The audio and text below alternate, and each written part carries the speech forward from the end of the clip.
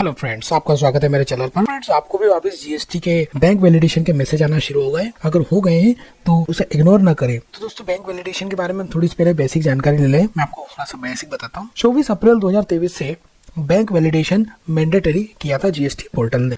इसका मतलब है आपको बैंक की सारी डिटेल एक्यूरेट करना है।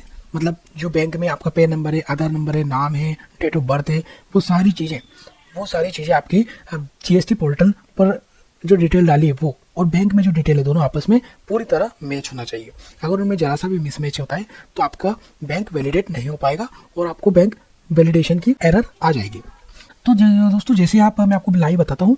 आप जीएसटी पोर्टल पर लॉगिन करेंगे। जीएसटी पोर्टल पर लॉगिन करेंगे। लॉगिन करने के बाद टैक्स पेयर का जो नाम लिखा होता है वहाँ पर आपको एक बार माउस ले जाकर क्लिक करना है, तो आपका माई प्रोफाइल लिखा आएगा। इस माई प्रोफाइल पर आप क्लिक करेंगे। इस प्रोसेस में आपको जीएसटी में बैंक का स्टेटस क्या है वो जानने के स्टेप्स है। तो आपने क्या करा, लॉगिन करा। लॉगिन करने के बाद टैक्स पेयर का नाम जहाँ लिखा होता है वहाँ पर क्लिक करा, मतलब, और उसके नीचे माई प्रोफाइल पर जैसे आप क्लिक करेंगे तो आपके सामने ये वाला पेज ओपन हो जाएगा, माई प्रोफाइल वाला। इसमें आपसे आपकी सारी डिटेल लिखी होती है। इसमें आपको लेफ्ट हैंड साइड पर क्विक लिंक जो लिखी है उसमें सबसे आखिरी में बैंक स्टेटस लिखा दिखेगा। इस पर आप क्लिक करेंगे तो देखिए यहाँ पर कितने आपके बैंक ऐड है। तो एक ही बैंक है तो नंबर 1 लिखा आएगा। अकाउंट किस टाइप का है, सीसी है। अकाउंट नंबर क्या है, बैंक का नाम क्या है, बैंक की एड्रेस है, ये सब डिटेल रहेगी। इसके बाद आखिरी में आपको ये दो जो बॉक्स है, 2 कॉलम है, ये जरूरी है। ये आपको एक कॉलम बताएगा कि बैंक का अभी स्टेटस क्या है और दूसरा कॉलम बताएगा आपको एक्शन क्या लेने की जरूरत है। अब मैं आपको बताता हूँ बैंक के क्या क्या स्टेटस हो सकते हैं पहले, और फिर उसके बाद उनके साथ ही बताऊंगा आपको क्या एक्शन लेने की जरूरत है। अब जैसे मेरा बैंक अभी वैलिडेट नहीं था तो मैंने यहाँ पर रीवैलिडेट किया है। तो अभी मेरा स्टेटस क्या बता रहा है, जैसे आप माउस इस पर लाएंगे तो बता रहा है पेंडिंग फॉर वैलिडेशन। मतलब यहाँ पर अभी वैलिडेशन पेंडिंग और है, तो अभी कुछ भी करने की जरूरत नहीं है, हमें केवल वेट करना है। तो आइए हम जानते हैं बैंक वैलिडेशन के क्या क्या स्टेटस हो सकते हैं और हमें क्या क्या एक्शन करने की जरूरत। तो पहला होगा सक्सेस। अगर बैंक का स्टेटस सक्सेस है तो आपको कुछ भी नहीं करना है। यहाँ पर एक्शन में कुछ भी करने की जरूरत नहीं है क्योंकि आपका बैंक पूरी तरह वैलिडेट है, सारी डिटेल उसमें करेक्ट है। दूसरा स्टेटस हो सकता है फेलियर का। फेलियर डिस्क्रिप्शन में लिखा रहेगा क्या कारण था फेल होने का। तो देखिए इसमें आपको बता दें कुछ रीजन हो सकते हैं, जैसे आपका पेन नंबर इनवैलिड है, बैंक में पेन नंबर करेक्ट नहीं है, ओके। और दूसरा पेन अनअवेलेबल इन बैंक। जैसे कि पहले अकाउंट खुला करते थे बिना पेन के भी, तो हो सकता है आपका पेन बैंक के अकाउंट में अभी अवेलेबल ना हो, तो आपको केवाईसी जाकर करवाना होगी।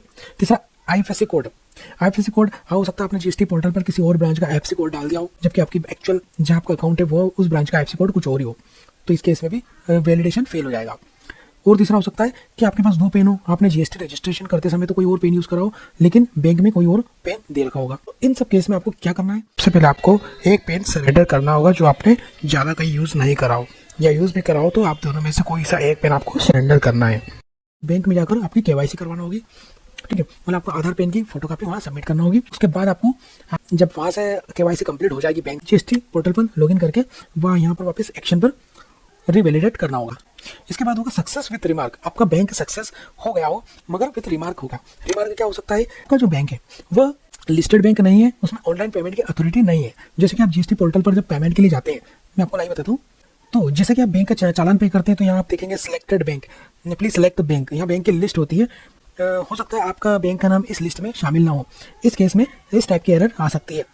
इस टाइप की एरर मतलब वैलिडेशन विद रिमार्क। अब आपको इस केस में क्या करना है, प्रोवाइड अल्टरनेट बैंक। मतलब आपको जीएसटी पोर्टल पर या तो उस बैंक को हटाकर दूसरी बैंक डाल दीजिए या उसको भी रहने दीजिए और दूसरी बैंक को भी यहाँ पर ऐड कर सकते हैं।